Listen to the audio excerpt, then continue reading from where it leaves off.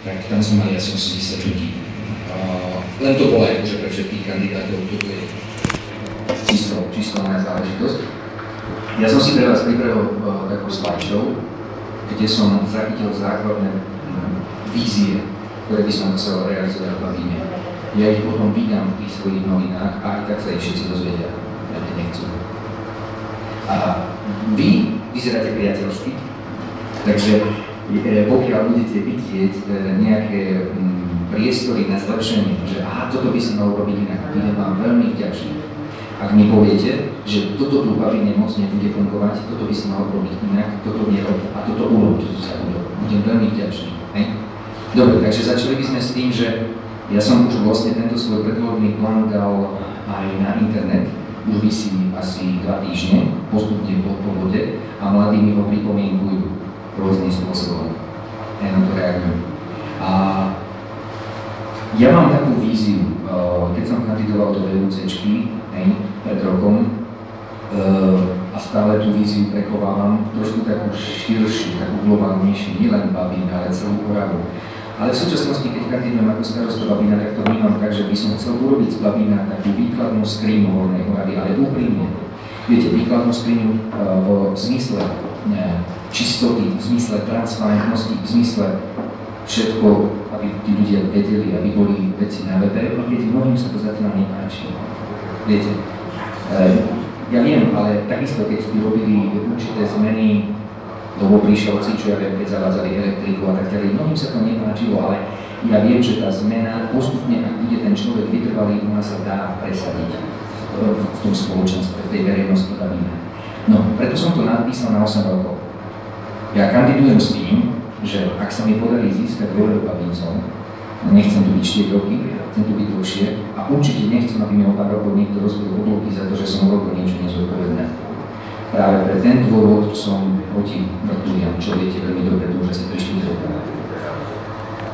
No, veci, ktorými chcem pomôcť, v zmysle chcem pomôcť Babíncom, eurofondy, takým štýlom eurofondy a ešte raz eurofondy.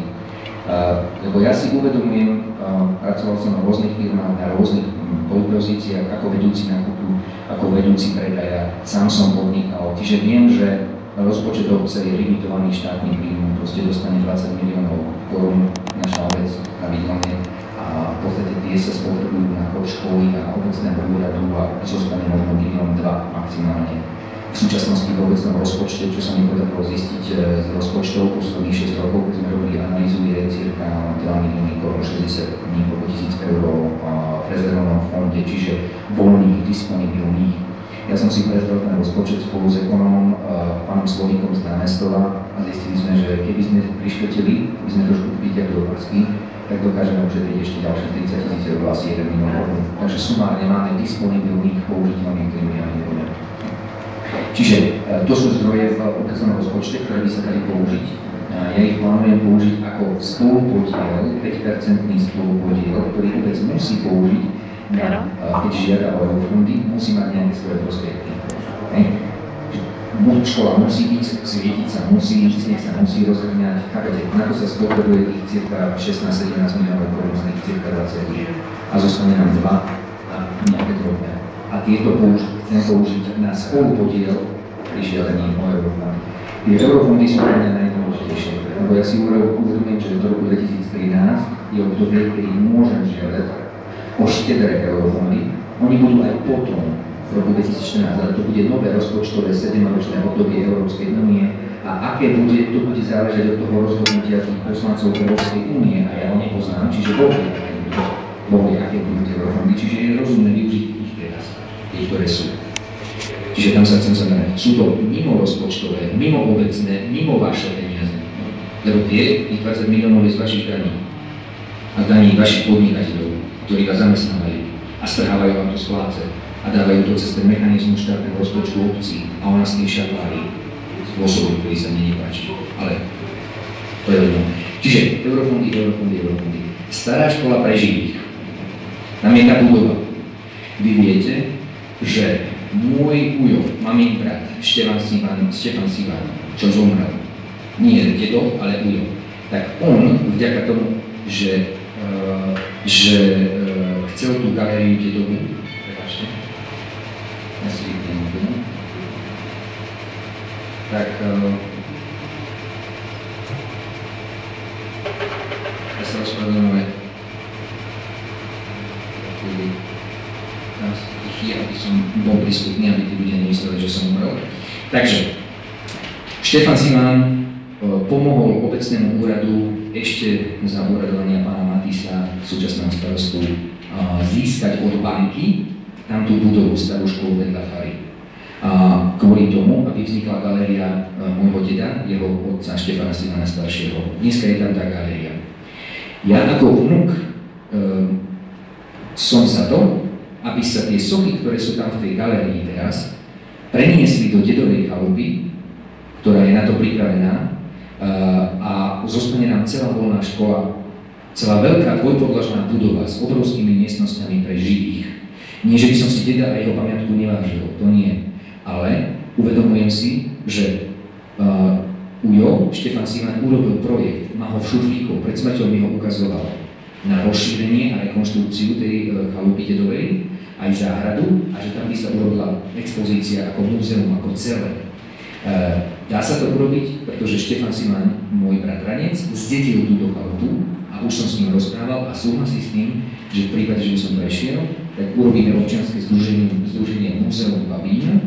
On to na dlhodobo prenajme tomuto občianskému združeniu a toto občianske združenie spoločne s obcov požiada o eurodotáciu o norské fondy na rekonštrukciu tej chalupy. Strechu treba urobiť, aby bola taká drevená, šindlová, treba to rozšaliť a oplotiť a tak ďalej. A tam prenesieme všetky tie sochy, tých rezbárov, dedové aj z všetkých ostatných. Tým pádom bude to mať dôstojné miesto, bude to o mnoho vhodnejšie miesto, lebo ako viete, dedo a hlavne Štefan brat urobil tam už múzeum, v podstate vo vnútri už je také múzeum doma robené, všetky tie sochy sú tam. Takže je to predpripravené. Stačí len trošku do toho ťuknúť, prizerieť to, urobiť to a dá sa to zrealizovať múzeum Babína, tam v dedovej chalupy. A tým pádom nám tu zostane voľná škola, obrovská budova. No a s tou môžeme manipulovať. Druhý môj bod, ktorý chcem v priebehu tých 8 rokov realizovať, je Podlárna, Nová ulica Babína. Viete, kde to je? Ja si myslím, že ako vo Vavrečke, krásne, jedna štvrť, kde obec vykúpila pozemky od vlastníkov mimo obce alebo obecných za férovú cenu, vyjednávanie, žiadne vyvlastňovanie. A potom urobila parcely, urobila inžinierské siete a potom mladým mladomanželom mohol prísť na úrad. Viete, čo ja by som chcel stavať? Ušetri ho tej peripetie robenia ohľadom pozemkov a už predpripravené 4-5 parciel za férovú cenu, nech sa vyhráči. Môže sa to kúpiť, môže stavať. Tým pádom nám tu mladí zostanú. Tí, ktorí majú chuť a odvahu stavať. Ktorí nemajú chuť a odvahu stavať, tak ja mám návrh, že v tej starej škole je to veľká budova. Z tej rezervy, z toho rozpočtu sa dá rekonštruovať, zároveň aj cez eurofondy pomôcť a dajú sa tam vytvoriť sociálne byty, aspoň 2. Či pre starších ľudí, ktorí by náhodou potrebovali, alebo pre mladých mladomanželov, ktorí budú potrebovať preklenúť nejaké medziobdobie. Rozumiete? Môžu zostať Babíni, lebo ak sa vám odstavujú do námesta do Kubína, on sa tu už nevrátí. Nevidí plný daň. Zamestnanie v Babíne, 108 minus 10. Podľa úradu práce v námestove v Babíne je evidovaných 108 zamestnaných. Ja si dám za cieľ, že aspoň 10 chlapov zamestnať. Viem ako, ukážem. Cesty. Veľmi pretraktovaná téma, u nás veľmi preberaná téma v Babíne. Pozemková poradňa Babína. Niečo nové. Ja neviem, či ste tu niekto v rodinnom príslušenstve v rodine Kuklových, verím, že sa nikoho nedotknem, ale myslím si, že chcem prehodnotiť pracovné pozície na obecnom úrade. Priznám sa vám, že mám dojem, že obecný úrad nepotrebuje pozíciu upratovačka, lebo to môže robiť niektorá pani, ktorá pracuje na úradu práce, ale si to upracujem sám. A tých 250 eur mesačne by mohlo ísť 500 eur, ďalších 250 eur platí štátu na dole, by mohlo ísť na čiastkový úväzok pre Terku Božákovú, ktorá je odborníčka na tieto nové veci. A ona by vlastne ako pracovník úradu obecného Babín mal agendu pomáhať ľuďom, zbierať podnety, vypracovávať, chodiť, vybavovať, čo ona robí už teraz, pomáhať ľuďom s pokazenou rovetkou. Máme tu neporiadok s pozemkami, ľudí to nemá, a ja si myslím, že je to dôležitejšie než čokoľvek iné. že ľudia toto ocenia viac. A keby som sa tomuto bodu nevenoval, keď je ťažký, ja si to uvedomujem, tak by som bol sakramenský populista. Keby som sa tomuto bodu projekty nevenoval. Ďalej. Múzeum rezbárstva v Babíne uteká, tak ako som vám to vysvetlil, súvisí to s tou starou školou. Čistota v obci, vo vzťahoch, spravodlivosť. To je tá transparentnosť, to je to, že všetko, čo sa dá, samozrejme, hej. Veď viete sami, pozráte moju web stránku, keď je nejaké rodné číslo, alebo čo, tak ho zakriem alebo vymažem, neuverejním to. A keď je zmluva nejaká, takisto zakriem veci, ktoré podľa práva nesmiem, aby ma nikto nesúdil, ale zmluvu uverejním, koľko, za čo, aký prenájom.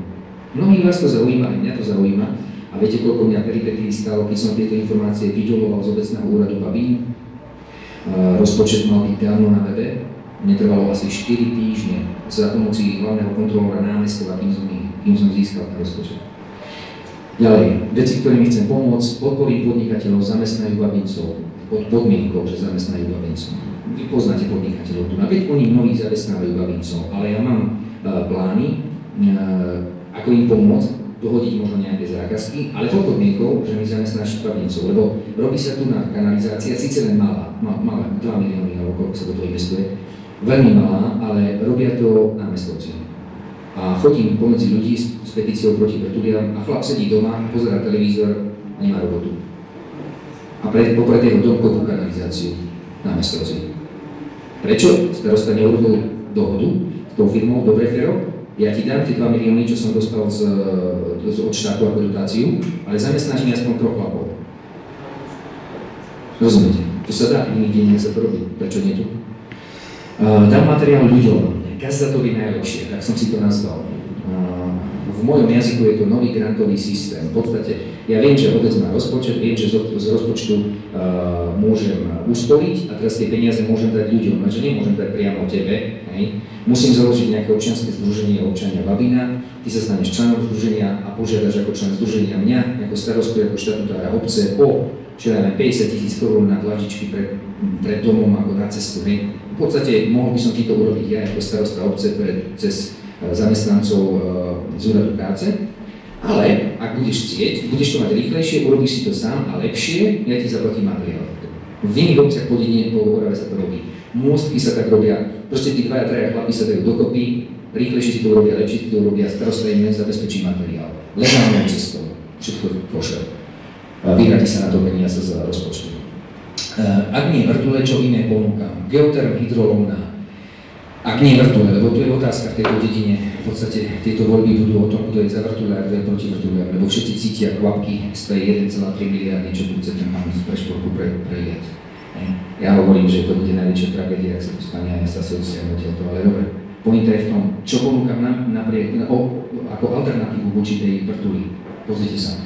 Ja chodím po firmách po Orave, Aldan v Nižnej, v Rabči, Elvin, čo robia cievky, majú za 5 miliónov korún, takisto eurodotácia firme, pokiaľ to firma dokáže, tak prečo by to obecný úrad nedokázal ako štátna správa, pri, mám pocit, tiež 5% spolúčasti dokázali urobiť geotermálne vykurovanie tej budovy firmy.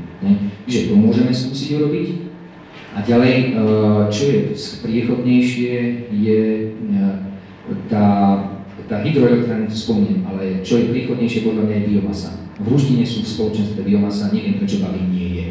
Ja si myslím, že úplne reálne by sa dalo buď dohodnúť s Dachnou, hore na družstve, prenajať tu halu, kde robili Kurčinovci víru, tam robiť ako biomasu, rýchlo rastúca vrba sa dá hore na štíte sa dá pestovať, znova dohoda s urbánom. To je robota, je robota starostlivosti. A to sa dá spracovávať odpad z urbáru, keď sa ten minie, tak sa dá pestovať, za 3 roky vyrastie rýchlo rastúca vrba, dá sa dá urobiť z nej biomasa a dá sa kúriť v jednej centrálnej kotolni v škole a po podzem, pekne v mestách sa to dá urobiť, prečo by sa to nedalo v Babíne, je prekopané potrubie, ktoré školu vykurujem, úrad vykurujem, ten je spolu s kultúrou spojený, dokonca ešte aj starú školu by sa dalo vykurovať škôlku, faru aj kostol. Z jednej